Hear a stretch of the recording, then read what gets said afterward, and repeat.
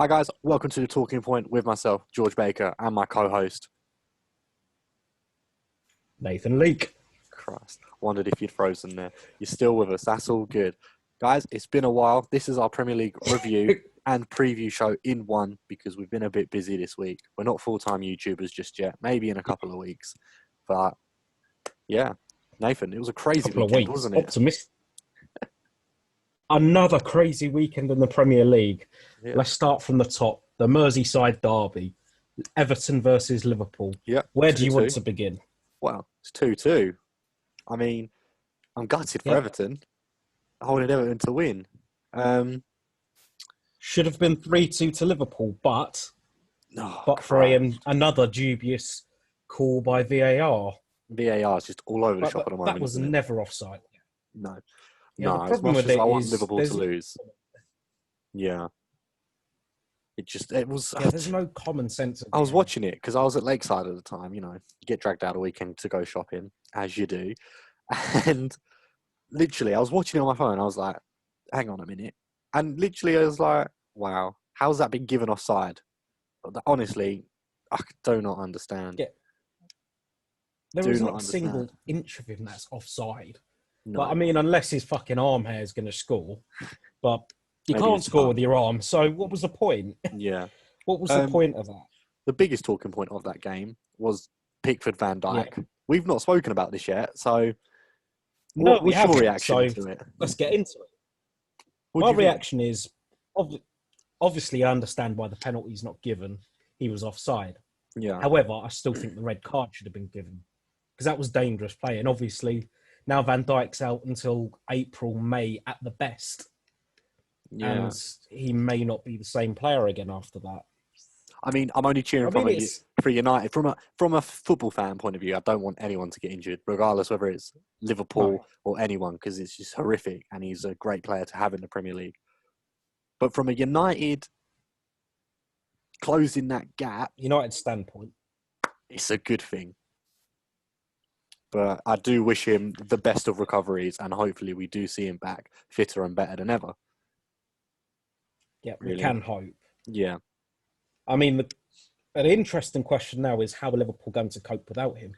Yeah, it's like because we've not spoke a lot about football really this week, have we? We've kind of taken a break, haven't we? European football's back. Yeah. We kind of parted ways and now we're back. Took a step back. Yeah, we've gone and seen our other families, cheated on each other a bit, and now we're back to our holy matrimony.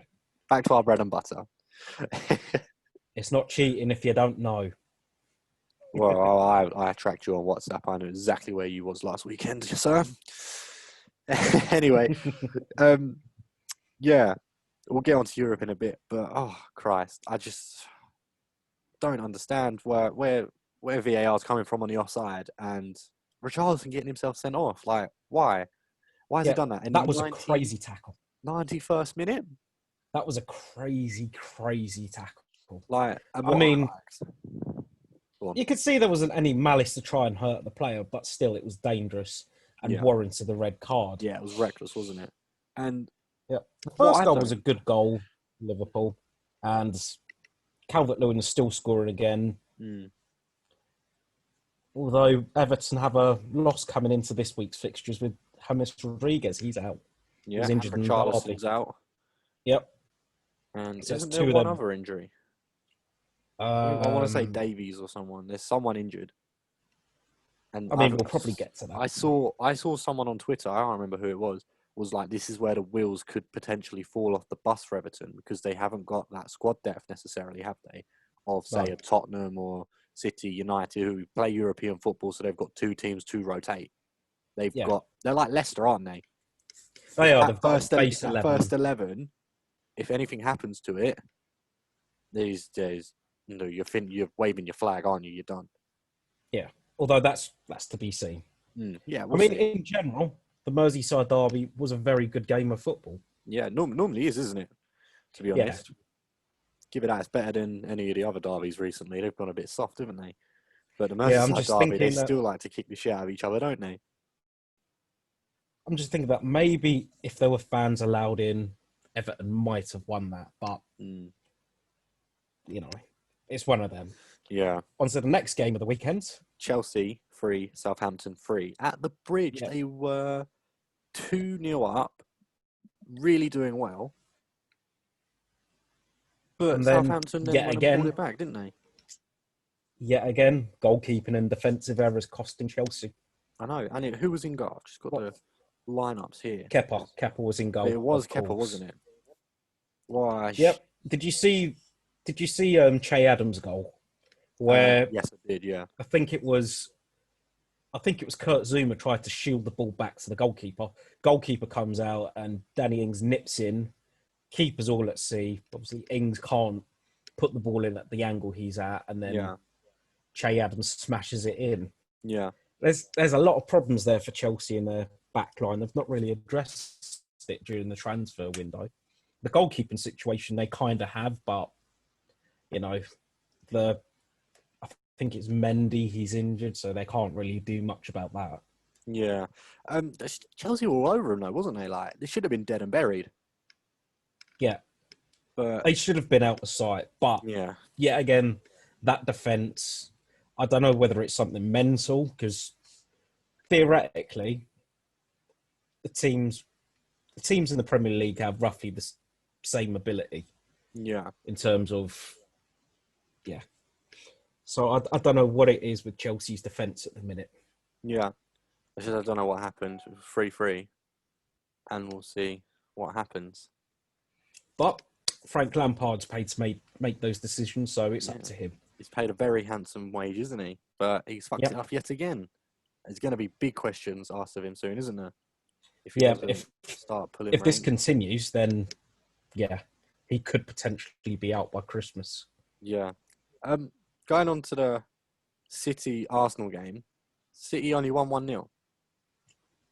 Yeah, I figured it would be kind of a close affair. I mean, it could have been more for City, but I generally thought City were going to win at least 4-0, to be honest. No, I figured it was going to be a lot closer because Arsenal recently have been playing a lot better against the top sides. You think? Yeah, better than they were. And maybe maybe them winning the FA Cup against Man City might have boosted them a little bit. Yeah, so I do apologise about my camera there, Nathan. I had to move and shut the door. It opened. I apologise. It's fine. I forgive you. Thomas Partey, not many people are talking about his debut. I saw something today where it was one of the best unnoticed debuts of all time. He had great ball retention, best passing ability in the game, or passing range. And then he also had the most chances created from a central defensive midfield role. What do you think he's going to do this season? Well, if he continues like that, Arsenal may prop themselves up in the Premier League. Because that's the kind of player they've been missing for ages. Yeah. Like, they've missed that defensive powerhouse, haven't they? Like, they've not really had anyone that can do it. Not since Vieira. No. And he left the club about 15 years ago. Exactly. But do you think they're still missing that creative spark up front? Because they didn't look like... They a little bit. But they didn't really... They looked like they were missing that Ozil type of player. Yeah, maybe the more this goes on, Ozil might get back into the fold. Who knows? Yeah. I would have really have liked to see him bring in Aouar from Lyon, because I think he's that midfield technician who he's so intricate, isn't he? That he can play a ball left, right, centre. Although, what's the guy they've got on loan from Real Madrid? Who they've got on loan? Ceballos. Ceballos, yeah. Maybe he can be that kind of player. Yeah. Because it looked like he was going to be that kind of player last season. Yeah, I mean, he had a poor start, didn't he? But he, post-lockdown, he grew was, into wasn't he? And especially in the FA Cup. Yeah. Yeah, he grew into the season, I suppose. For young foreign players, it takes them a little bit of time to adapt. Yeah, so I thought Arteta was unlucky on that one, to be honest. I think we'll just have to wait and see. I do.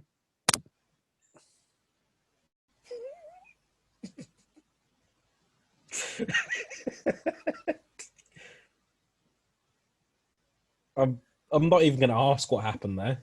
You know, I think you know what happened, Nathan. Honestly, Okay, I'm going to take a guess. a wild guess from Nathan. Hmm. What could have happened? Moving on. I'll keep it professional here. Someone has to.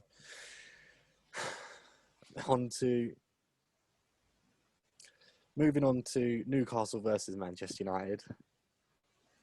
I can see that smile on the face. Take it away. We're back, baby. Ollie's at the wheel. Come on. 4-1. 4-1. What are you saying? We are back. Yeah, Rio Ferdinand said that about a Ollie's year at the wheel. and Literally, mate. Let me paint you a picture, right? We're getting into a taxi, all right? Okay. The first taxi broke down. This new taxi's come along, taking us to Newcastle.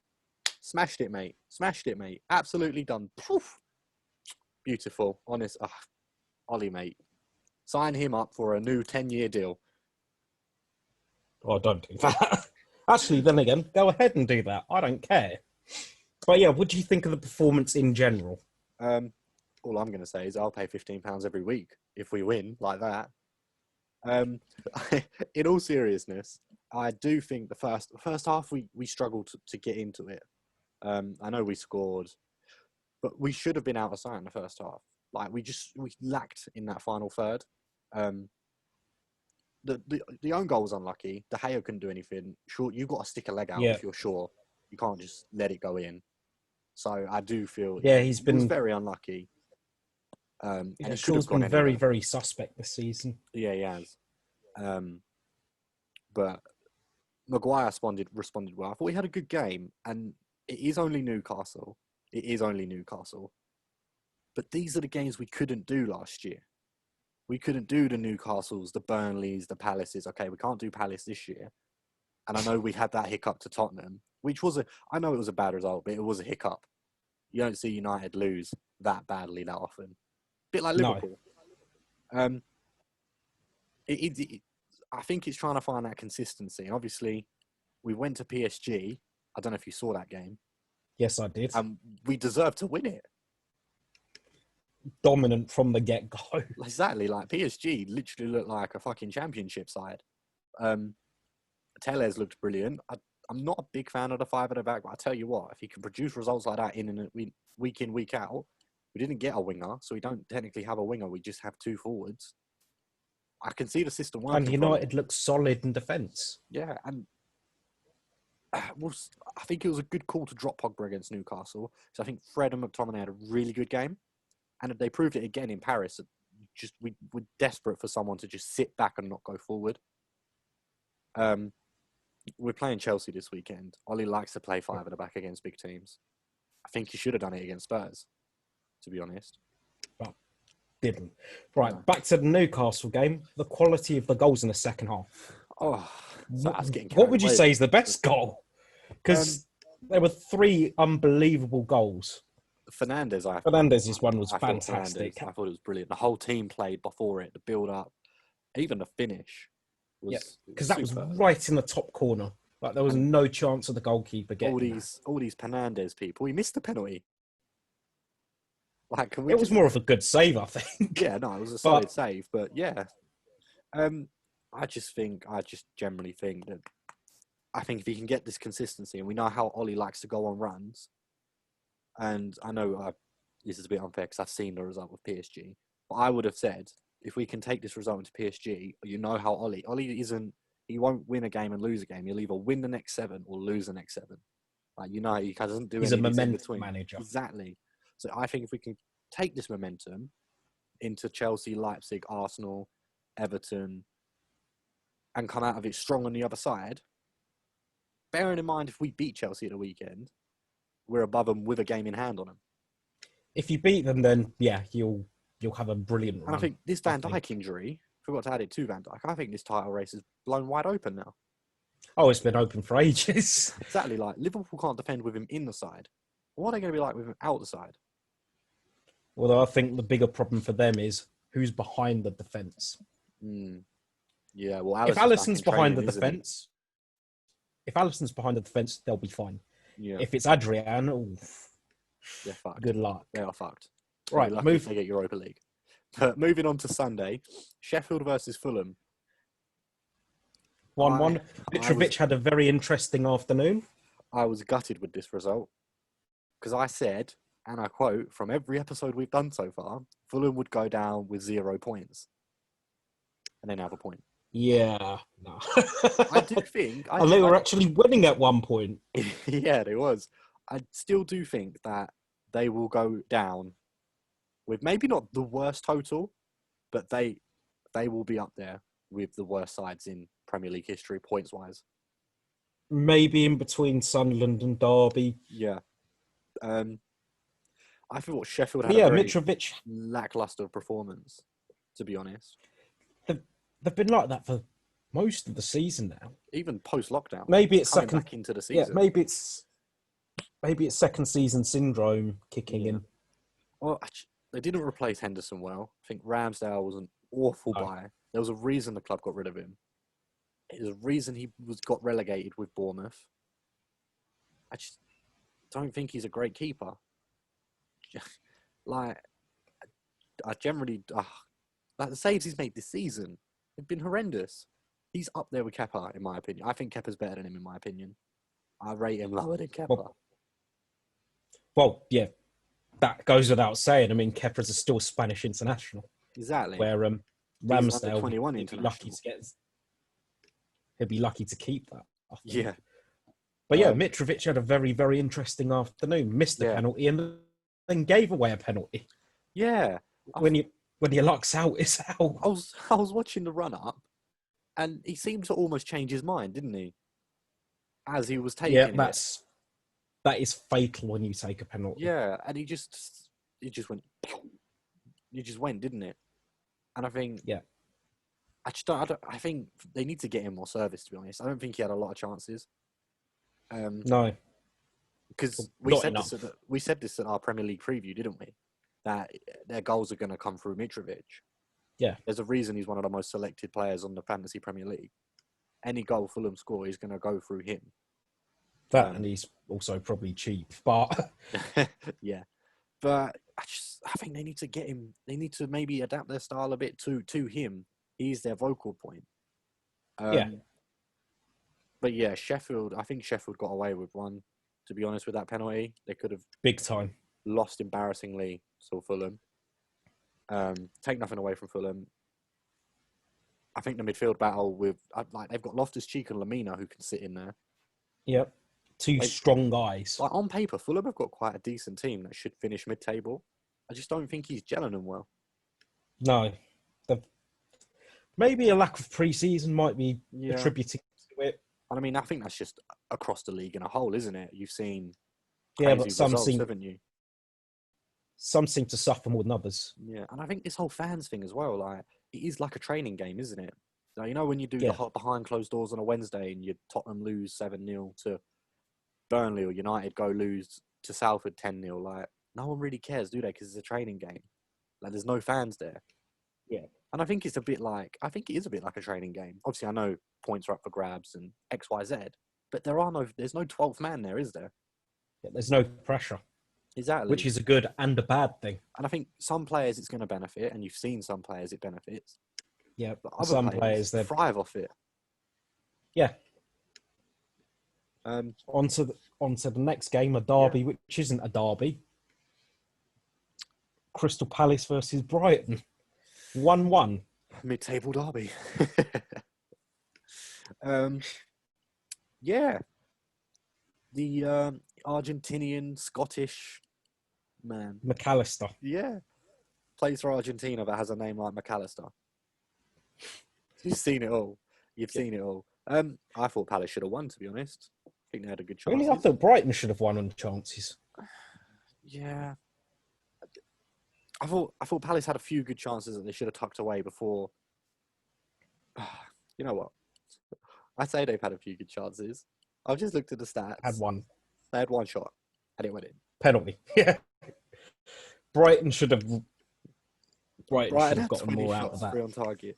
Like, when I say chances, the way they went forward, they should have created more. Like, the chances were there to be Yeah. had. And I think the way they started the game was good, was okay.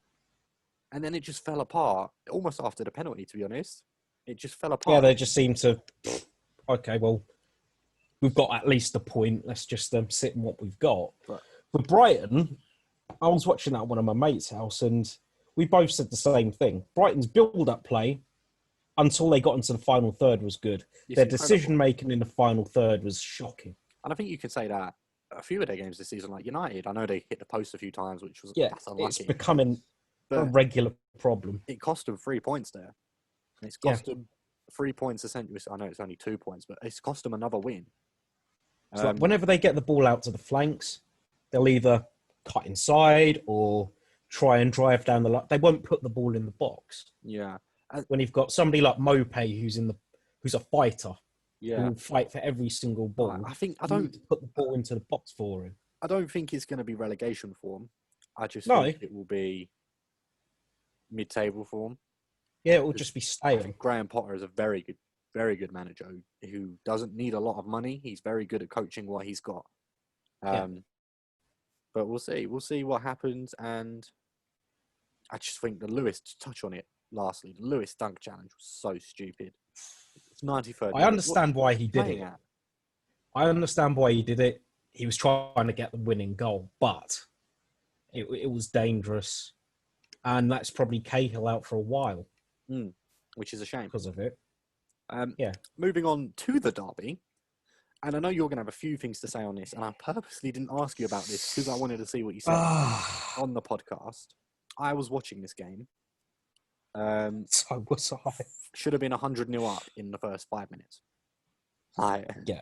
You were 3-0 up After in 16 minutes. Should have been more. Yeah, I thought it should have been. Kane hit the post. Bale had a decent chance at 3-2. We pretty much peppered West Ham's goal for about 60, 70 minutes. But then we just got lethargic, and as soon as Ndombele went off, we just seemed to lose energy in midfield. And which is quite West ironic, Ham kept... Because Ndombele is Mourinho's scapegoat, isn't he, of recent times? Oh, not anymore. Not anymore. I think Ndombele is probably... That's probably just because he was unfit. But I think now he's one of our best players up there with Kane and Son. Yeah, bold statement. One of the most important. He's like... He reminds me a little bit of Moussa Dembele, where you can't get the ball off of him. He's so strong. He's so strong at running with the ball. He's technically so good as well. But I think Dembele had a bit more about him. Yeah. But you could tell when he went off, we just lost that intensity in midfield. And I mean, Winks is okay, but he's nowhere near as physically imposing as Ndombele. And the first goal. And then what happened? Like, run me through it. Like, Valbuena. First of all, Sissoko challenged. First of all, Sissoko gives away a stupid free kick, very unnecessary. And then to compound it, loses Valbuena. He doesn't even bother jumping with Valbuena. Gets a free header. Hugo has no chance. I know it's West Ham, but if you're a professional footballer, you're going to bury it 9 times out of 10. If that's up at the other end and Kane's behind that, he scores it.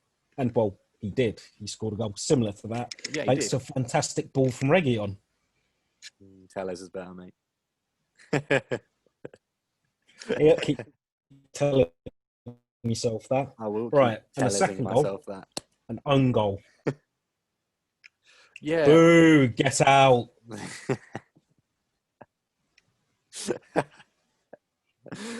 The second goal, own goal from Sanchez. Yeah, I thought that was a bit unlucky. A little bit of bad luck, a little bit of poor judgment. I think it's a little bit of both, bad luck and poor judgment. You've got to put a foot in. I think it was just unfortunate where it ended up. Yeah. Well, it wasn't a foot, it was a head. Yeah, he went with his head. You'd have thought that he would have had a bit more awareness about him to look over his shoulders. Right, no one's behind me, knock it out for a corner instead of leap at the ball and just hope. And he's got a big head as well. I thought he would have got rid of that. It was... Yeah, he had he had a very, very mixed game. Like for the first 5 to 10 minutes, he looked shaky. Then he looked solid again, and then into the last 10 minutes, he looked shaky again. Do you think maybe Mourinho will go into January wanting to revamp his defence? Not wing Yes. backs essentially, but maybe centre Yes. backs. Yes, he Do you needs think you're to. feeling the effect of He absolutely Vertonghen, needs to. like leaving? Perhaps. Not only was he a And great maybe centre we're back, just but he was seeing a like the leader. tail end of. Yeah. I mean, Toby's kind of a leader as well. Yeah. Maybe not as vocal as Jan Vertonghen, but yeah, we do miss that extra quality in centre back. So maybe we'll go in for Skriniar again in January, which I'm hoping. Yeah, well, fingers crossed And for then you. Hopefully you don't get the equaliser. Well, you can't really do much about that. That was a goal fantastic goal. Well, the one thing I will say, and I know people said it on Sky Sports, if Harry Winks is professional, if he knows that man is going to be in front of him, he should divert his run round it, not just try and smash through a player. I take nothing away from. Yeah, I'm they not did trying to touch on it. blame. I'm not trying to blame Harry Winks. I feel he could have dealt with it a bit better, but I also see Harry Winks' point of view is you do not expect Lanzini to just finish. Yeah, you. I don't think Harry Winks is going. Oh, it's fine. Lanzini's going to smash that top bins. One of my mates brought up a very good stat about that. You know what XG is? Yeah. Expected goals. Yeah. That had an XG of 0.01. Fuck, you know. And going an in. XG, And it went an in. FG of goal. That was a fantastic. But I'd like to talk more about the first 15 minutes. Kane again proving that he's not just a goal scorer, not just a goal hanger, not just a penalty merchant, not just a tapping merchant that people like to label him as. Yeah, that was a fantastic ball to Son. Good finish by Son. Suspect defending from West Ham. And then the second goal, I'm trying to cast my mind back to what the second goal was. Great. It was a through ball from Harry Kane on a halfway line. From Son. And he just unleashed him, didn't he? No, that was the first goal. No, that was the first goal. Yeah, no, I'm with you. The second goal. Yeah. Yeah. I'm with you. But I think Son squared it to Kane. Carragher said it. I think he's right. I think Kane is the best well-rounded player in the Premier League, in the planet. I think he's just got everything on his game at the moment. I'm not putting him up there with Ronaldo and Messi because they are just another level. But I just generally think that... their class is above everybody else. I don't know what Mourinho has done to him, but he seems to have that passing aspect to his game. Almost like when Rooney hit his latter stages and Ferguson moved him back. He could just hit them passes, couldn't he? And you're now seeing more assists to his game. And you're potentially looking at him breaking Thierry Henry's record. Thing is, Kane's already... Spurs fans already knew he was a good passer anyway, but the rest of the league and... No, you didn't see it enough, did you? The rest of European football starting to see it now. Mm. No, like we would. And does it worry you? But that's because we're watching Spurs week in week. Unleashed. He's gone to another level this season. Does it worry you at all that a bigger club, not trying to disrespect Spurs, but like a Real Madrid or a Barcelona or a City or someone who's ready to do the title now, not someone who is, we will wait a couple of years and then we will go for it. Do you worry of that caliber of team who can afford him to turn his head? Not really, for two reasons. One, the price tag would be extortionate. Mm. It would be like Neymar money, which is ridiculous. Do I think Harry Kane's worth that money? No. Do I think Neymar's worth that money? No. Is Mbappe worth that money? No, because he's into Anzabi's pocket. But my point is, the market's going to be ridiculous. They'll be looking at 250 to 300 million for Kane. Well, I was reading this summer that... And he's, 27, 28. You'll probably get 3, 4, maybe 5 years for 300 million. No, it's too much of a... too much of a risk financially. I think 2, we were linked with him in the summer, and it was quoted around 250 million. I know there was no actual truth in it, but the numbers that you mentioned were the rumored numbers to be mentioned. Crazy, isn't it? Because he's a centre forward and he's English. He's got that British tax. And then the second reason why I wouldn't be worried either is, well, he's got Jose Mourinho managing him. Yeah. Will he want to be going to a Real Madrid and being coached by Zidane, who you can clearly see has his favourites? Yeah, well, look what he's done to Bale and Jovic. Yeah, Bale, Jovic, Reguilon as well. Yeah. Because he was rated highly by the Real Madrid Hakimi. fans. Just Ashraf Hakimi, yeah. I think Zidane's I'd think people love him because of who he was as a player and not who he is as a manager. I think he's Ronaldo who has got him these accolades, as you are seeing, because he can't do fuck all in the Champions League now. Yeah. Yeah, I think that's pretty accurate. Right, we can talk about the West Ham game and Spurs for ages, but we have to move on. Yeah, because otherwise we're just going to bore people to death. Last game on a Sunday, Leicester-Aston Villa. Yep, Villa still top of the league. Ross fucking Barkley. Gareth Southgate, if you are watching this, and I know you watch it because you are a fan, clearly, Ross Barkley and Jack Grealish are the best 2 attacking midfielders we have for England. Get them in. Get them Fuck in. Mason Mount. He has been awful. I don't know what Mason Mount is like as a person, but clearly he's giving some sort of fucking drugs to Lampard and Southgate. They're both sniffing the same cocaine because they both love him. I do not get it. I just don't get it. I don't either. I'm sure he's a nice person. Frustrating. And he is a good player. Yeah. But, yeah, go on. Before I start ranting, you take it away. It is frustrating seeing those 2 midfielders, as good as they are, get nowhere near the starting 11 for England. But Jack Grealish, he's been one of the, well, in terms of English players, probably one of the best, if not the best, creative midfielder in the Premier League. Yeah. Since Villa came up. I think the only person who's done better is Fernandes and De Bruyne. And that's just, if they were English, they'd be... Just solely English players. There's no better creator than him. Yeah, I'll agree with you, to be honest. Unless there's someone out there that's going to burst onto the scene this season. Which, well, ain't going to happen. Lingard's an up-and-coming player. At the age of 28. It's fine, he'll be joining Tottenham in January. But yeah. Yeah. You're desperate to shift him, aren't you? Yeah, fucking am. Going back to Grealish, we've got the friendlies coming up.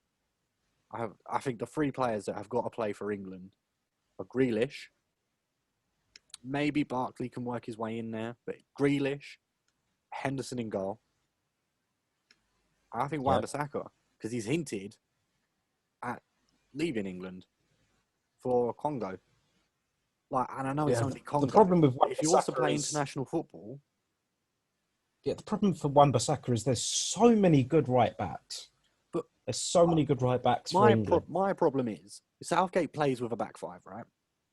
Plays with a back 5. Yeah. I don't know whether it's because Trent can't defend or he thinks England's defence needs that extra thing. But Trent cannot defend. We have found this out against Everton. We found it out against Ajax. Every game he's played this season, he's looked awful. And we've known for about a season and a half now that he cannot defend. Going forward, he is unbelievable. Unbelievable. He needs to be playing in a midfield role for England. Maybe even Liverpool. But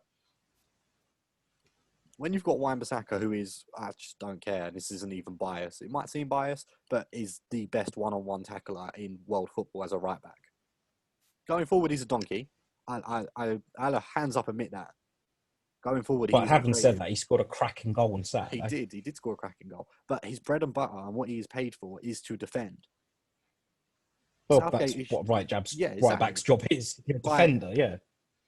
And I just think Southgate is so stupid to keep Wan-Bissaka even out of the squad. I know because he called him up last year and he got injured. Fair enough. I know he didn't hit great form, but he's in amazing form at the moment. Enough ranting about England, but I could be ages ranting about Southgate. Moving on to the Villa point, kind of. Moving West back Brom. onto Villa. We covered that. So, moving back onto West Brom Burnley 0-0. I feel so sorry for the 5 West Brom fans who actually paid £14.95 to You watch want to know a that. fun stat as well? Hit me. That was the first 0-0 of the Premier League this season. Wow. And it was a general goalkeeper masterclass, wasn't it, from Nick Pope and Sam Johnston? From both, yeah. Yeah, it wasn't like, stale, stagnant 0-0 where it was just a They were both midfield going battle. for it, wasn't they? Yeah, they did. Well, Nick Pope, hopefully, will see himself in the England setup soon. Hopefully. He played, didn't he? Yeah. In the friendly. I'd like to see Hopefully over Pope Pickford. I'd like to see Pope and Henderson just fight it out for number 1, to be honest. Yeah. I think Pickford could be there to make up the numbers, but I'd rather have Joe Hart there because he's got experience. I'd rather have someone who's got a bit of experience there. Pickford is a liability. Maybe his third and a choice. dinosaur-armed fucking idiot. Like, he fucking flaps around like this trying to save something. Pickford's a weird one because for England, he's decent. Okay. I wouldn't say he's great. He's decent. But for Everton, oh my God. He's fucking awful. If I was an Everton fan watching him week in, week out, I'd be in A&E with heart attack. They wanted Romero, didn't they? And they were willing to cover Romero's loan fee and his full wages. But we said no. They got Olsen in from, I think it was Roma instead. Yeah, they did, yeah. And I tell you what, I wouldn't put it past Olsen to get a game if he keeps playing like this. Like, going back to the Liverpool game, that third goal should have been a save. Yeah. But then Pickford was being Pickford. Yeah. We just call it Pickford now. Yeah. Moving on to the last game of our review. Leeds versus Wolves. Yeah, did you see the goal? Yes, I did. The goal from him. It's a brilliant goal. It was a very good goal. Triple captain, baby. Yeah. At least he done something. I thought Leeds were the disallowed goal looked good. Yeah. But Wolves are always going to be a tough prospect for them. Yeah, they are. And they're playing tonight, Leeds, against Aston Villa, which we'll move on to in the promo for this weekend. Pointless us doing a prediction about that because it's happening now. No. Oh, interesting. Yeah, it is interesting. Moving on to, about Wolves and Leeds. I don't think it was an amazing game. I thought it was a very cagey affair. Yeah. I think I just thought it was Leeds have finally been sussed out a bit, and that was it really. I think Leeds were never going to go on this amazing run, weren't they? The wheels were going to come off at some point, and I think Leeds fans now need to set their expectations of mid-table is more than enough. Don't be chasing Europe. Regroup. Yeah, exactly. Welcome back to the Premier League. Stay in it, then build on from there. Like Wolves did. Yeah. But apart from that, good goal. Unlucky to have another one disallowed. Unlucky for Calvin Phillips because it did deflect. Yeah. He's now injured, isn't he? Big loss for Leeds.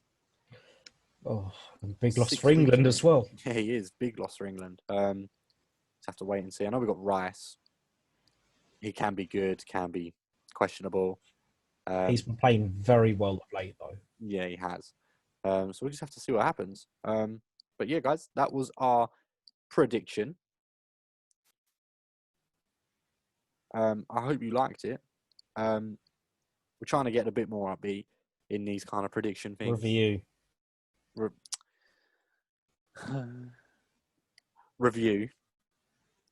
was a review. I feel like autocorrect here. Fuck's sake. But yeah, I know we said we were going to do it together, but I'm not actually going to be able to edit it at this side, so I'll have to just upload them simultaneously because we're recording this on a Friday night and it should have gone out earlier in the week. We had some recording issues. I'm just going to keep talking here because I don't know if Nathan is still here. Nathan, you got a good pause face going on. I